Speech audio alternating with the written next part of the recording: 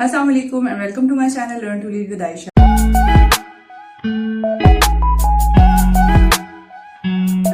हम लोग international relation course पढ़ रहे हैं और आज हम लोग रशियन रेवोल्यूशन को डिस्कस करेंगे। काफी ज्यादा डिटेल में हम इसको डिस्कस करेंगे और ये वीडियो भी फिर आपको दो पार्ट्स में मिलेगी, तो आपने दोनों पार्ट्स देखने अगर आप कॉम्प्रिहेंसिवली समझना चाहते हैं कि रशियन रेवोल्यूशन में हुआ क्या था, उसका बैकग्राउंड क्या था, कॉजेस क्या थे और इवेंट्स क्या हुए थे।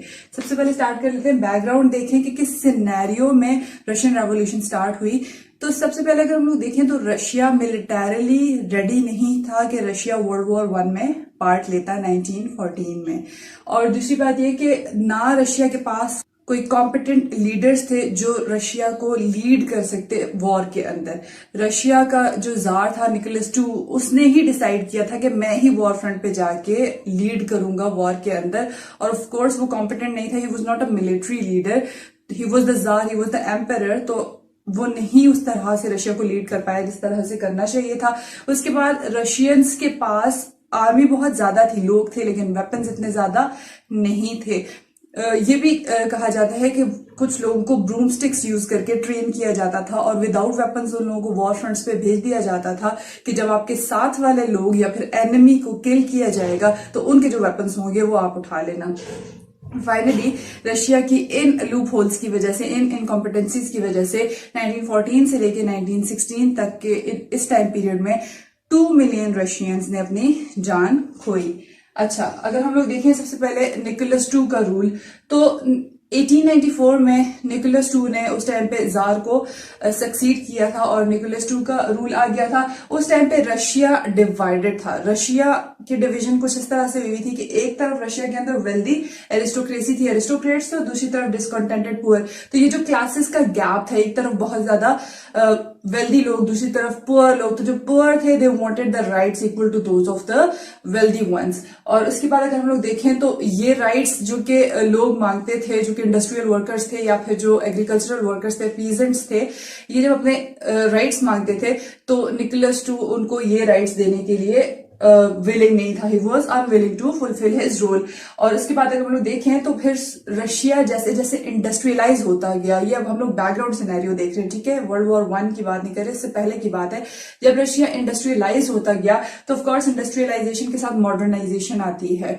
जब मॉडर्नाइजेशन आती है तो लोगों में शऊर आता है और लोगों में जब ये शऊर आया, लोगों में मॉडर्नाइजेशन आई, उसके बाद जब लोगों में शऊर आया तो लोगों ने ये चाहा कि अब उनको उनके राइट्स मिले जो कि उनका राइट है, ठीक है। लेकिन निकोलस II उनको ये राइट्स ना दे सका। उसके बाद अगर हम लोग देखें तो रशिया के अंदर हम लोग को 2 ग्रुप्स नजर आते हैं जो मेजर ग्रुप्स हैं। इसके अलावा हम लोग को कैडेट्स वगैरह भी नजर आते हैं, लेकिन वो हम लोग आगे देख लेंगे। जो 2 मेजर ग्रुप्स थे वो थे बोल्शेविक्स और Mensheviks. Russian social democratic labour party जो थी उसके वो इस्टेब्लिश हुई थी 1898 में और वो मार्क्सिस्ट प्रिंसिपल्स से बहुत ज्यादा इन्फ्लुएंस थी। जो कार्ल मार्क्स कहता था, Russian social development labour party भी यही कहती थी कि कार्ल मार्क्स के प्रिंसिपल्स अडॉप्ट होने चाहिए, यानी कि क्लासलेस सोसाइटी होनी चाहिए, जिस तरह से क्लासेस में डिवाइड है उस तरह से नहीं होना चाहिए। 1902 में क्या हुआ कि ये Russian social development labour party divide हो गई 2 ग्रुप्स के अंदर। एक को कहते हैं बोल्शेविक्स और दूसरों को मेंशेविक्स। जो बोल्शेविक्स थे ये चाहते थे अब क्योंकि इस सारे सिनेरियो में निकोलस II इनको राइट्स नहीं दे रहा, तो अब बोल्शेविक्स ये चाहते थे कि वायलेंट रेवोल्यूशन आए, फौरन से एक रेवोल्यूशन आ जाए और हम लोगों को रूल मिल जाए, या फिर कोई भी आए जो कि रूल करे इस तरह से कि हम लोगों को राइट्स दे। मेंशेविक्स ये चाहते थे कि ग्रेजुअली चेंज आना चाहिए, एकदम से रेवोल्यूशन नहीं आ सकती। लेनिन का नाम जो आप बहुत ज्यादा सुनते हैं वो बोल्शेविक्स को लीड करता था। तो क्या हुआ, ये चाहते थे वायलेंट रेवोल्यूशन आए, वो चाहते थे ग्रेजुअल चेंज आए, लेकिन निकोलस II ने बात इनमें से एक की भी नहीं मानी। बैकग्राउंड में नेक्स्ट हेडिंग देखते हैं, रशियो जापानीज वॉर ऑफ 1904। हुआ क्या था कि 1895 में रशिया और जापान में वॉर हुई थी और एज अ रिजल्ट कुछ एरियाज कोरिया के और मंचूरिया के रशिया के पास थे और कुछ जापान के पास थे। अब जापान को इस बात का डर था कि कहीं रशियन एनक्रोचमेंट ना हो जाए उन एरियाज के ऊपर जो कि जापान के इन्फ्लुएंस के अंडर हैं। तो जापान ने क्या किया, जापान ने रशिया से ये कहा कि वो रिकॉग्नाइज करे उन एरियाज को जो कि जापान के इन्फ्लुएंस में है, और इन रिटर्न जापान इस बात को रिकॉग्नाइज करेगा कि मंचूरिया के जो एरिया रशिया के कंट्रोल में है। रशिया ने इसके बदले में ये जवाब दिया कि 39th पैरेलल जो कि लाइन डिवाइड कर रही थी Korea going to North Korea और साउथ कोरिया, 39th पैरेलल के जो नॉर्थ का एरिया है उसको बफर स्टेट बना दो। अब उसके ऊपर इन्फ्लुएंस तो जापान का था, जापान ने इस बात को नहीं माना। जब नहीं माना तो इस सारे के सारे सिनेरियो में ये जो सारा टाइम पीरियड गुजर गया था 1895 के बाद का, तो फिर दोबारा जाके 1904 में इस बात के ऊपर इन दोनों स्टेट्स में फिर से वॉर हुई और वॉर में सक्सेसिव डिफीट्स के बाद फाइनली रशिया को ट्रीटी ऑफ पोर्ट्समाउथ साइन करनी पड़ी और ये 1905 में साइन की थी। तो यूं एक तरफ स्टेट के अंदर डिप्लोरेबल सिचुएशन है, लोग ब्रेड पीस और लैंड मांग रहे हैं, लोग पीस मांग रहे हैं, लोग ये कह रहे हैं कि वो पैसा हम पे लगाओ जो वॉर में लगा रहे हो, और on the other hand Russian state खुद वॉर में जा रही है, गवर्नमेंट वॉर में जा रही है। तो इस सिनेरियो में फिर जाके फर्दर रेवोल्यूशन हुई थी। फिर 1905 की जो रेवोल्यूशन हुई थी वो भी 1917 वाली रेवोल्यूशन का बैकग्राउंड बनती है। 1905 की रेवोल्यूशन में क्या हुआ था, अब बाहर आपको दूसरे कंट्रीज के मुकाबले में, दूसरी स्टेट्स के मुकाबले में डिफीट्स हो रही हैं, तो फिर विद इन द स्टेट तो वायलेंस ही होगी ना, और प्रोटेस्ट होती रही, लोग बेहतर वर्किंग कंडीशंस मांगते रहे, लोग बेहतर सैलरीज और वेजेस मांगते रहे। लोगों ने क्या किया, विंटर पैलेस जो कि एम्परर का रेजिडेंस थी, लोगों ने वहां पे जाके उसके सामने प्रोटेस्ट शुरू कर दी, और जब लोगों ने प्रोटेस्ट की तो as a result Nicholas II ने उन लोगों पे फायर ओपन करवा दिया। जब फायर ओपन करवाया तो बहुत सारा मसाकर हुआ, बहुत सारे लोग मारे गए, और फिर यूं हुआ कि एक बैटलशिप इनकी थी, उस पे मौजूद जो सेलर्स थे उन्होंने म्यूटिनी कर दी। जब उन्होंने म्यूटिनी की, अगेंस्ट द गवर्नमेंट स्टैंड ले लिया, तो फिर 1905 की रेवोल्यूशन हुई। अब देखते हैं कि 1917 की जो रेवोल्यूशन थी उसके बेसिकली कॉजेस क्या हैं। अब देख लेते हैं रशियन रेवोल्यूशन के कॉजेस क्या थे। सबसे पहला कॉज अगर हम लोग देखें तो ऑटोक्रेटिक सिस्टम ऑफ गवर्नमेंट था, यानी कि जार था, एम्परर था, तो ऑफकोर्स ऑटोक्रेसी ही थी। और जितनी भी ग्रेट पावर्स थी यूरोप की, उनमें रशिया आखिरी पावर थी जिसमें ऑटोक्रेसी रही।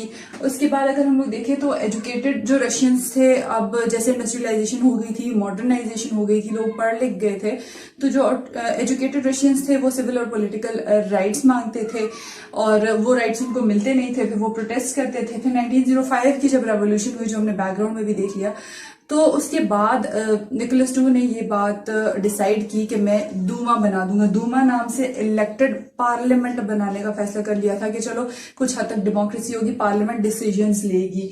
साथ ही साथ उसने सेंसरशिप को अबॉलिश कर दिया कि मीडिया के अंदर जितनी भी सेंसरशिप होती है वो नहीं होगी, लोगों तक वो बात पहुंचाई जाएगी जो रियलिटी होगी। पॉलिटिकल पार्टीज को लीगलाइज करा दिया, लेकिन उसके बावजूद क्योंकि जार एक ऑटोक्रेट था, तो जब कभी भी वो चाहता था उस टाइम पे वो दूमा को डिसॉल्व कर देता था। तो दूमा के पास कोई अथॉरिटी, कोई पावर नहीं थी। सीक्रेट पुलिस जो थी जार की वो अब भी मौजूद थी, और कोई इफेक्टिव पॉलिटिकल फोरम नहीं था। उसके अलावा जब ये सब कुछ था तो फिर इस सब सिचुएशन की वजह से रेडिकलाइज्ड इंटेलिजेंशिया जो थे उनके लिए सिचुएशन फेवरेबल हो गई, और रेडिकलाइज्ड इंटेलिजेंशिया बनना शुरू हो गया। नेक्स्ट अगर हम लोग देखें सोशल और इकोनॉमिक डिस्कॉन्टेंट में, तो देखें अब रशिया जो है वो काफी देर से फ्यूडलिज्म से बाहर आया था। सर्वडाउन यानी कि पीजेंट्स जो कि फ्यूडल्स के अंडर होते हैं, उनकी लैंड्स पे काम कर रहे होते हैं, उसको सर्वडाउन कहते हैं। सर्वडाउन अबॉलिश हुआ था रशिया के अंदर 1861 में, और 20th सेंचुरी के शुरू में यानी 1900s में पीजेंट्स ने रीडिस्ट्रीब्यूशन मांगनी शुरू कर दी थी कि वो लैंड जो कि उनसे कॉन्फिस्केट की गई है, जो फ्यूडल्स के पास थी, वो उनको वापस दी जाए। उसके अलावा अगर हम लोग देखें तो रशिया के अंदर 80% ऑफ द पॉपुलेशन जो थी वो पीजेंट्स थे, एग्रेरियन लोग थे। क्योंकि रूरल ओवर पॉपुलेशन थी तो इसकी वजह से एग्रेरियन डिस्टर्बेंसेस बहुत ज्यादा थी, लोग ज्यादा थे, उनको फीड करने के लिए फूड कम था, तो एक डिप्लोरेबल सिचुएशन थी। अच्छा जी, बाकी के कॉजेज देखते हैं। ये नजर आ रहा है मेरे मार्कर की इंक खत्म हो गई है, तो खैर देख लेते हैं इसको।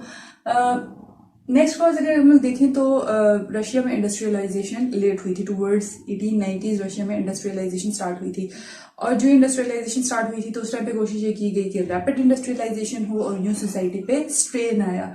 तो फिर क्या हुआ, इसकी वजह से एक नेसेंट क्लास बिल्डअप होने में इसका बहुत बड़ा रोल था, जो कि रेवोल्यूशनरी पावर रखते थे। अब ये जो रेडिकल इंटेलिजेंशिया थे वो इस क्लास को यूज करते थे, और इस क्लास को यूज करके अपने सोशलिस्ट रेवोल्यूशनरी प्रोग्राम को इम्प्लीमेंट कराने की कोशिश करते थे।